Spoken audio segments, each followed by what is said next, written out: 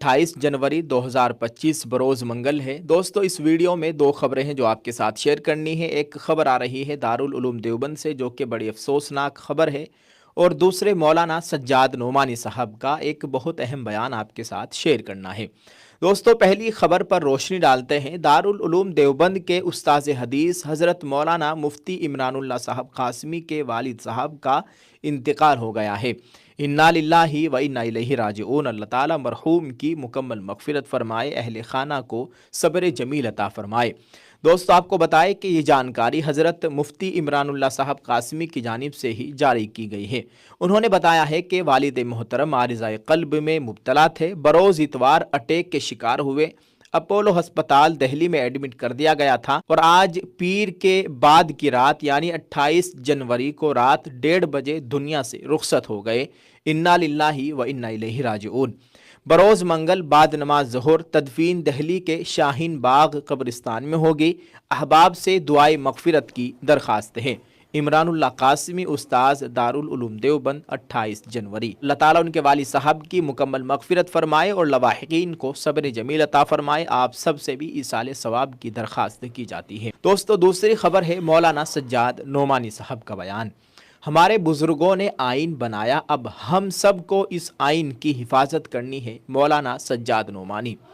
नाज़रीन, आपको बताएं कि आलमी शोहरत याफ्ता मुस्लिम रहनुमा मौलाना खलीलुर रहमान सज्जाद नोमानी साहब ने यौम जमहूरिया के मौके पर कहा कि हमारे बुजुर्गों ने बड़ी जिद्दोजहद के बाद आइन बनाया था, हम इस आइन को बचाएंगे। उन्होंने कहा कि ये हमारा मजहबी और इंसानी फरीज़ा भी है, हम इसमें बेहतरी लाने की हर मुमकिना कोशिश करेंगे।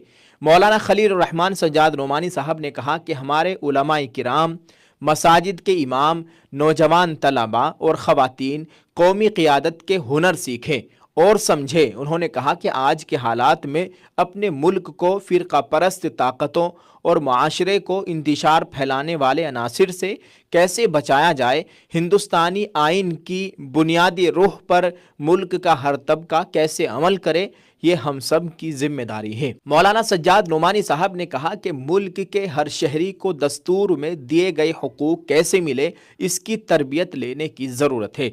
उन्होंने कहा कि मस्जिद के नमाजी हो या मंदिर के पुजारी, मुल्क के हर तबके के लिए फ़ख्र का दिन है। यौम जमहूरिया मुआशरे के कमज़ोरों, महरूमों और अक़लियतों का दिन है, इसलिए इस दिन को जोश व खरोश और पुरखुलूस के साथ मनाना चाहिए।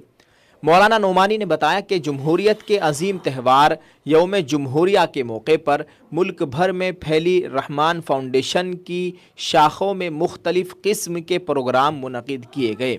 उन्होंने बताया कि नीरल हेड क्वार्टर में ब्लड डोनेशन कैंप में 335 अफराद ने खून अतिया किया और उन्होंने बताया कि इस्लाम में जान और ज़िंदगी को बहुत बड़ी नेमत करार दिया गया है। एक जान को नाहक कत्ल करना पूरी इंसानियत को कत्ल करने के मुतरादिफ है। वहीं अगर किसी ने एक जान को बचा लिया, गोया उसने पूरी इंसानियत को बचा लिया। जमहूरियत के अजीम त्यौहार के मौके पर मुल्क भर में फैली रहमान फाउंडेशन की 22 शाखों के रजाकारों ने मुफ्त मेडिकल कैंप, स्कूली बच्चों को बैग, ज़रूरतमंदों की मदद, राशन किट्स और गर्म कपड़े वगैरह तकसीम करके काबिल तारीफ काम किया। साथ ही पुलिस स्टेशन और ट्रैफिक ड्यूटी पर तैनात पुलिस एहलकारों को फूल और मिठाइयाँ खिलाकर कौमी त्यौहार की खुशियाँ बांटी। दोस्तों, मौलाना सज्जाद नोमानी साहब का ये बहुत अहम बयान है हमारे मुल्क के लोगों के लिए, नौजवानों के लिए। दोस्तों, ये बहुत बड़ी बात है। मौलाना सज्जाद नोमानी साहब ने पूरे मुल्क के लोगों के लिए, ख़ास तौर से नौजवान लोगों के लिए, तलबा के लिए, उलमाए किराम के लिए, मस्जिदों के जो इमाम हज़रात हैं उनके लिए, ख़वातीन के लिए कौमी क़ियादत के हुनर सीखने की और समझने की बात कही है। आज के जो हालात हैं इनमें बहुत सख्त ज़रूरत है कि क़ियादत को सीखा जाए, क़ियादत को करने के हुनर सीखे जाएं। ये मौलाना सज्जाद नोमानी साहब ने अपने इस बयान में बताने की कोशिश की है। अल्लाह ताला हमारे अकाबिरीन की उम्र में सेहत व आफ़ियत के साथ बरकत अता फ़रमाए।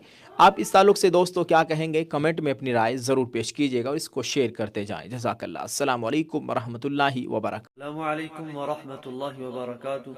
तो नौजवानों के लिए जो पैगाम है हज़रत मौलाना सज्जाद नोमानी साहब नव्वरल्लाहु मरक़दहू, जो एक बल्कि शख्सियत, आलमी शख्सियत है, वो صرف ہم یہ نہیں کہتے کہ صرف ہندوستان کی شخصیت ہیں، بلکہ عالمی شخصیت ہیں جن کو اللہ رب العزت نے بصیرت سے اور علم سے نوازا ہے۔ انہوں نے اس یوم جمہوریہ کے موقع پر کیا فرمایا، چاہے وہ مسجد کے امام ہوں، چاہے ہمارا نوجوان طبقہ ہو، چاہے ہمارے جتنے بھی مسلمان بھائی ہیں، ان کو ایک ایسا کردار اپنانا ہے، چاہے وہ مندر کے اندر گھنٹی بجانے والا ہو، چاہے مسجد کے اندر نماز پڑھنے والا ہو، ان میں ایک ایسا اتفاق ہو تاکہ آگے جا کر ہمارا ملک بچ سکے۔